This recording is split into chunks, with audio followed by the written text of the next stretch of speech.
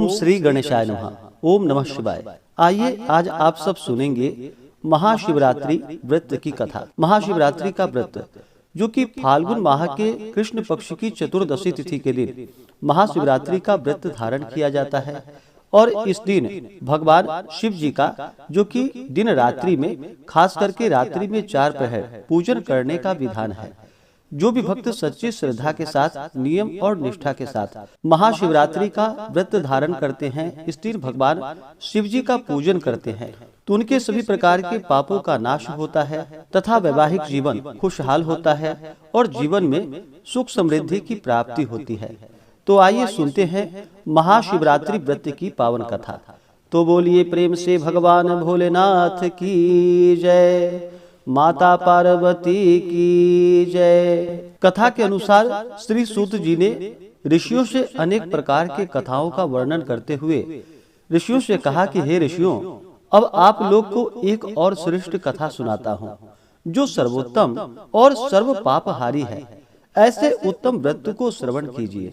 श्री सूत जी ने कहा, अवंतिकापुरी उज्जैन में एक सदाचारी एवं चतुर ब्राह्मण और कुलीन और पतिव्रता पत्नी के साथ रहता था।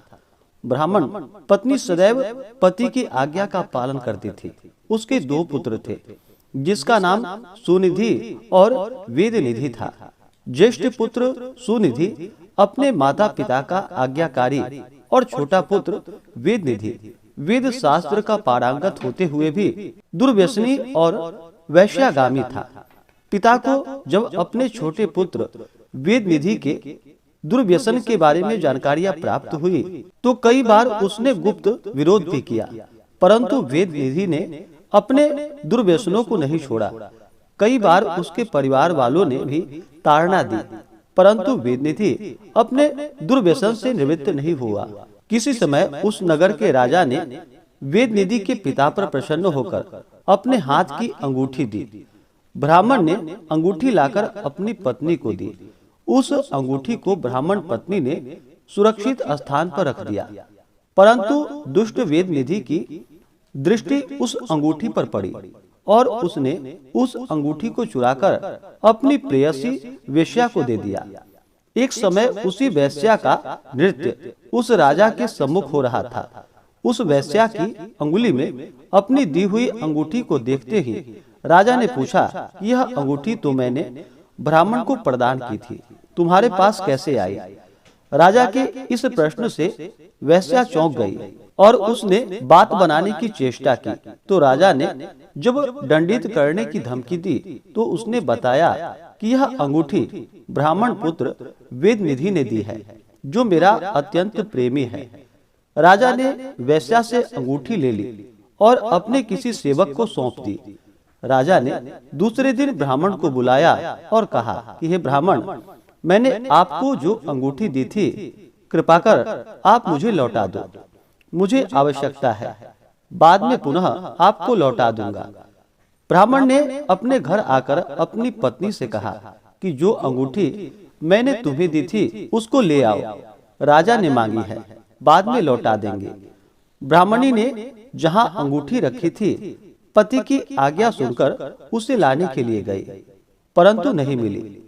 बहुत ढूंढने पर भी जब नहीं मिली तो ब्राह्मणी ने अपने पति से अंगूठी न मिलने की बात बताई। ब्राह्मण यह सुनकर कि अंगूठी खो गई है बहुत दुखी हुआ और राजा से उसने अंगूठी खो जाने की बात बताई। राजा ने अंगूठी के विषय में सारी बातें बताई और प्रमाण स्वरूप ब्राह्मण को अंगूठी वापस कर दी।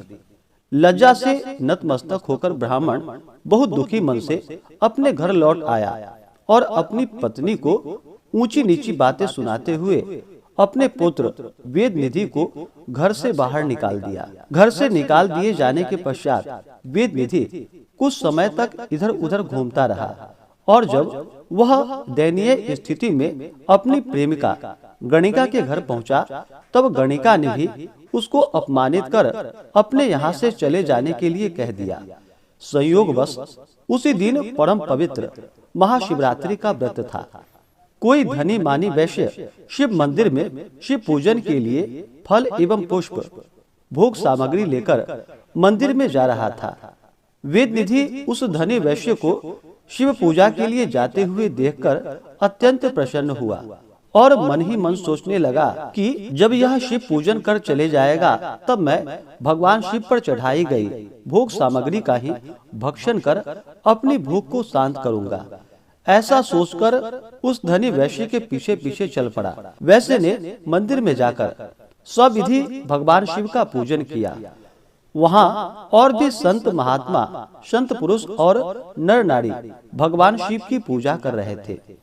पूजन आदि समस्त कार्यों को वेद निधि देख रहा था और सोच रहा था कि कब ये लोग यहाँ से लौटेंगे। जब ये लोग चले जाएंगे तो मैं नैवेद्यादि भोग को भक्षण करूंगा।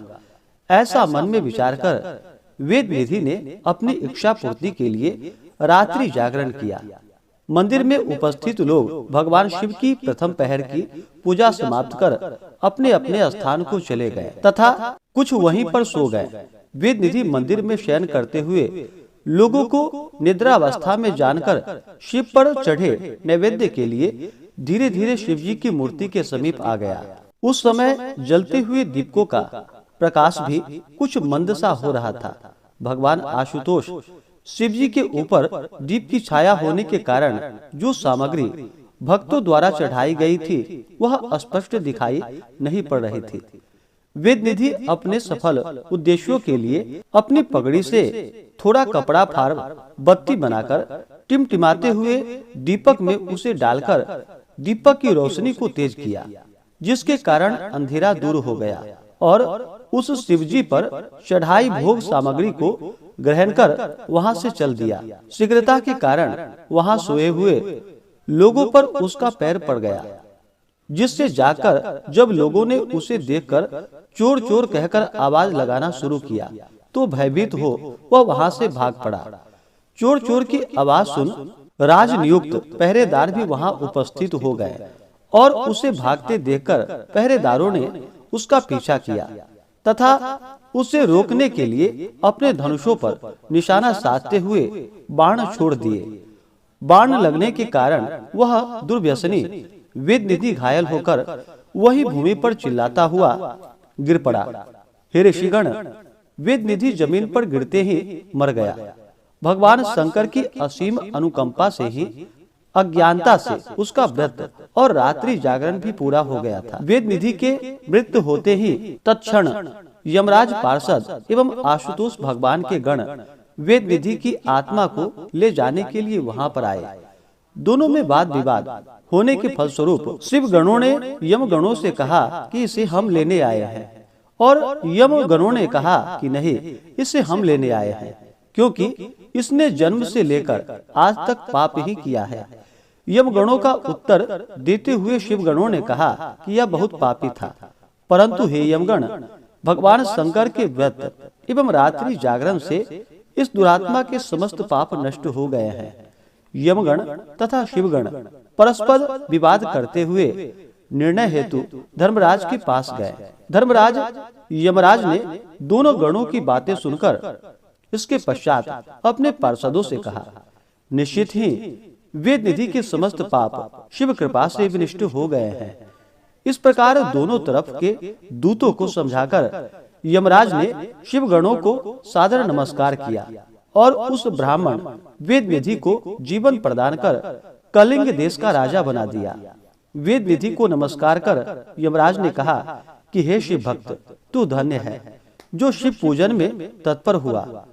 कलिंग देश का राज प्राप्त कर वेद निधि ने अपने संपूर्ण देश की जनता को यह आज्ञा दी कि सभी देशवासी महाशिवरात्रि व्रत की पूजा तथा शिवालय में दीपक प्रज्वलित करे।